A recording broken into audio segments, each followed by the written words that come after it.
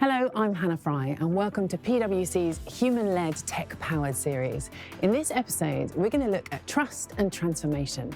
We're going to discuss how organisations are combining brilliant ideas and powerful technologies to change the way that we live, work and do business. But I'm also going to ask our panel of experts what it takes to deliver change in a way that we can believe in and outcomes that we can trust.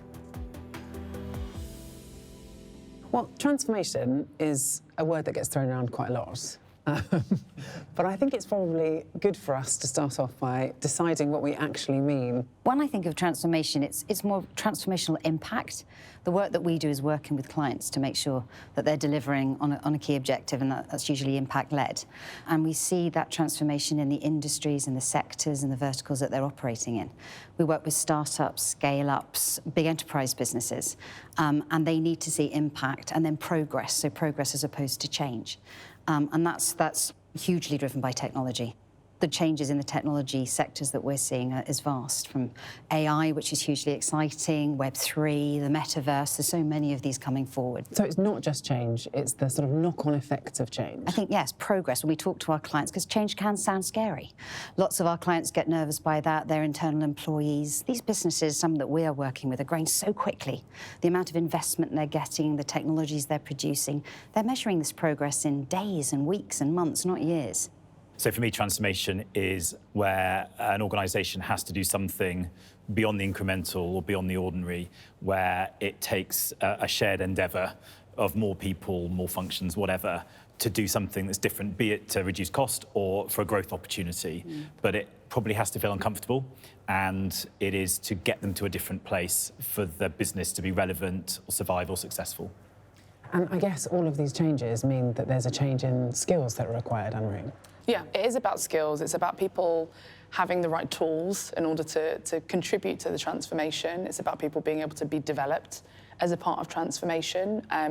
But I think it's also about making sure that they're listening, making sure in a new world like this, people have data skills, which is very, very important, have design skills, which is incredibly important, but also collaboration and communication skills. But I think it's important that folks recognise not just the technical skills, but the core skills. What do you mean by listening?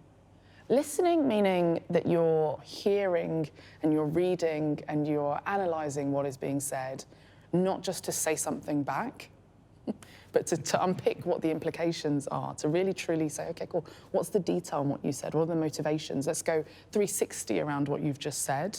And I think listening is something that's really, really underrated, actually, as a skill in transformation and in business and in technology itself. I love that listening point, actually. Yes. I think that is so fundamental. You still occasionally see organisations probably driven maybe by a need to change a platform where they're like, right, we're just going to do this upgrade.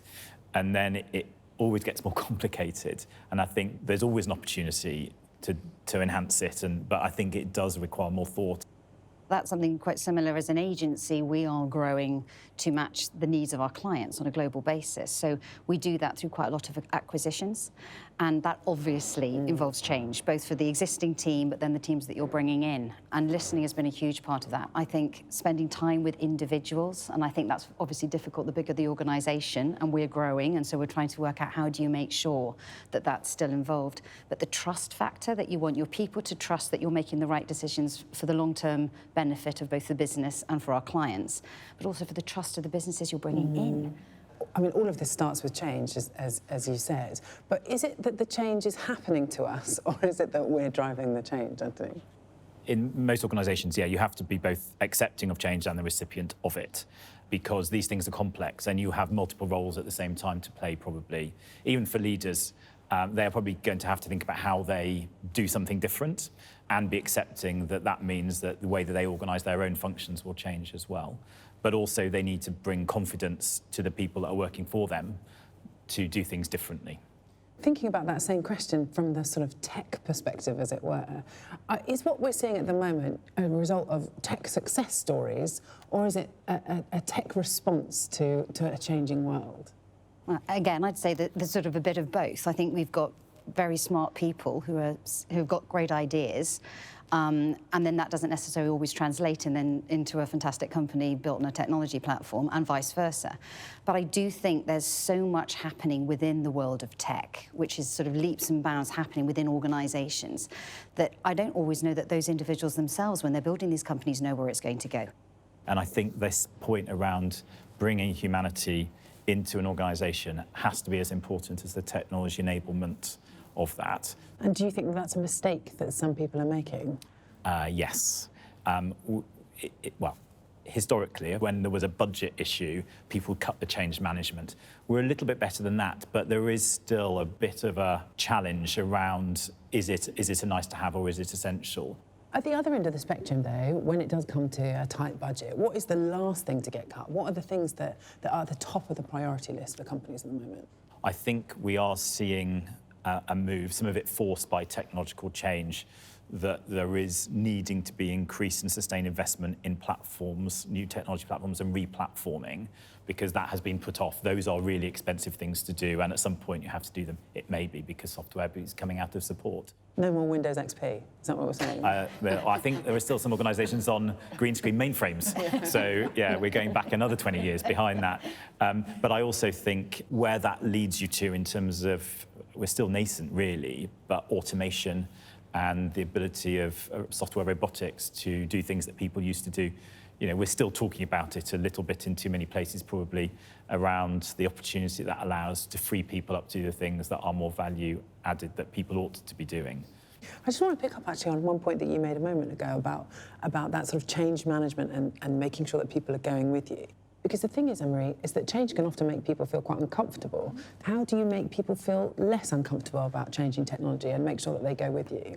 So I think there's lots of different tools and mechanisms that we have for allowing people to feel comfortable with change. I think, you know, if they feel and then they know, not just feeling, right, that they're part of that change, part of the decision-making process, part of, you know, they've got some agency and some control in what happens next.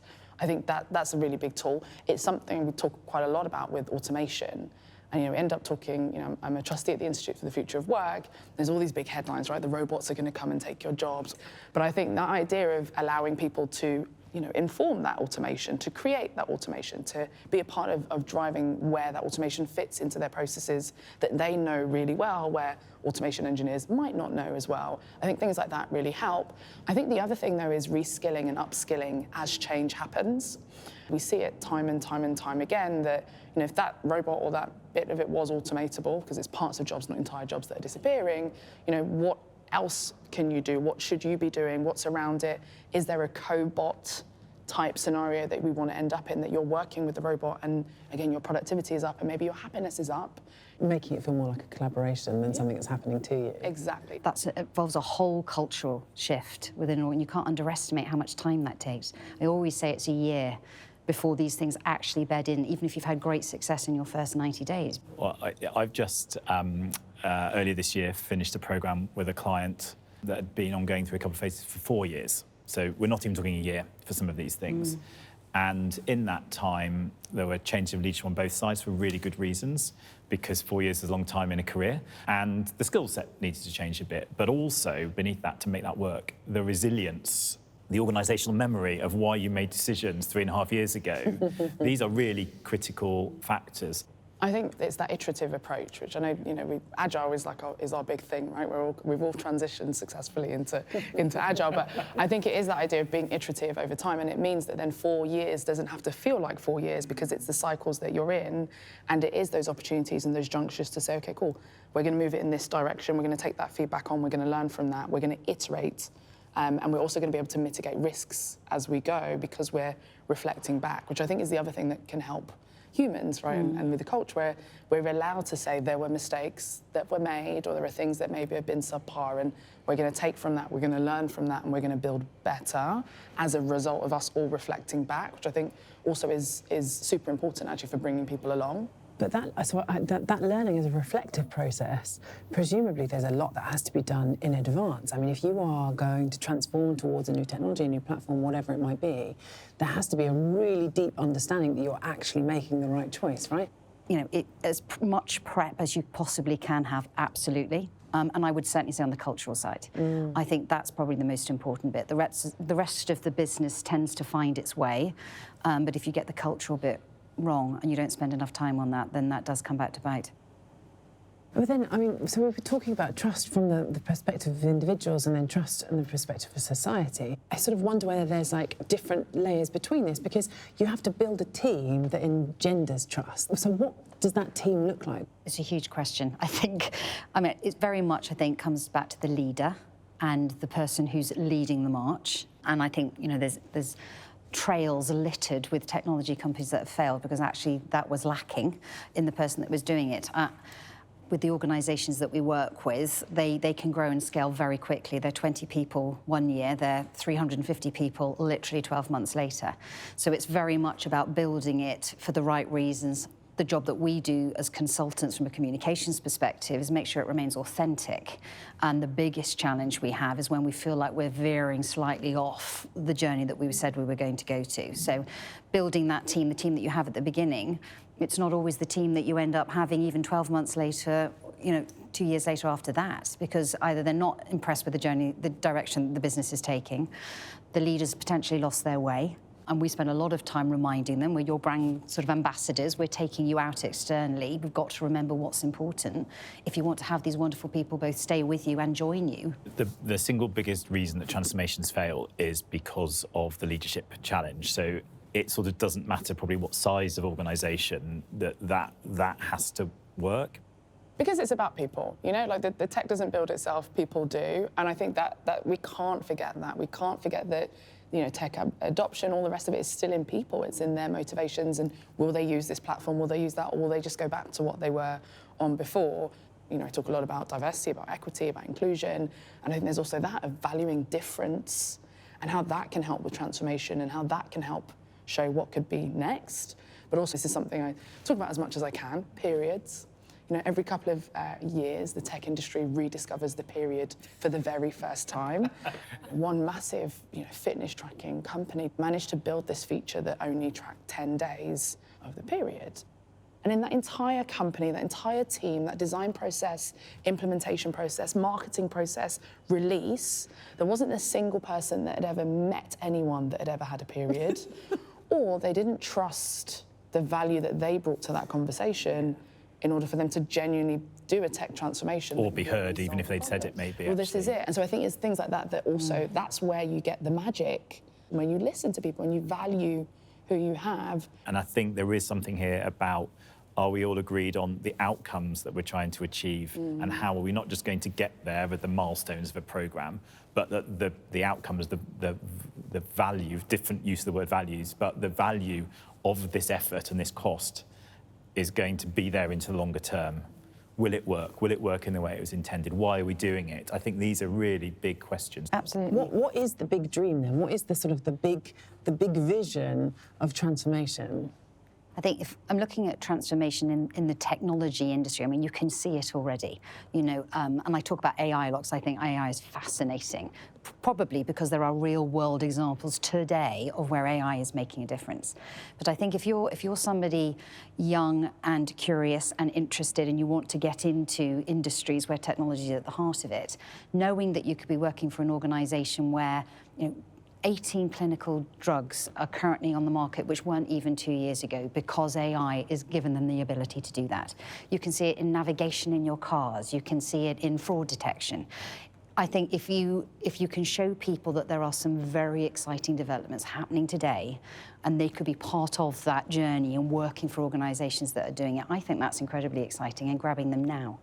One of the things I talk to clients about is try and get your best people onto transformations, because people join the workforce now, the stats tell us, probably going to have 17 different careers. I mean, it's astonishing. I can't quite understand it, but then I'm not a 22-year-old Gen Zer. So the opportunity for skills development or growth impact, actually, that you can have as an individual on these really interesting, difficult but interesting programs to develop yourself and use that as stepping stones to sort of do the 17 things that you might do, maybe work until they're 80, I don't know. But I think there is something that really is quite compelling if you get the right people with the right sort of ambition and openness to learning, actually. I think that really drives the energy of a transformation program team. Are you optimistic about the future, Anne-Marie? Most days, yes. I like to think I'm slightly realistic about it. You end up being a little bit halfway between optimistic and pessimistic. I think for me, the optimistic part of me, the excitement I have for transformation, working with the next generation, working with the current generation, I guess we should say, rather than older generation. I think the thing I'm most excited about is the capacity to solve problems and solve more problems than we're creating in the work that we do. And for me, that's what good transformation looks like. I think it's really telling that, you know, this is a conversation that started off being about technology, about different platforms, about different ways to transform your infrastructure. And actually, in the end, it's all come round to being about people. It's about skills, it's about listening, it's about trust, and it's about putting all of those things together to get people to go with you. Which is quite a nice thought, I think, to end on, perhaps. So thank you very much to all of you for joining me. You can catch up on the other episodes of Human-Led Tech Powers that are online now. Thank you.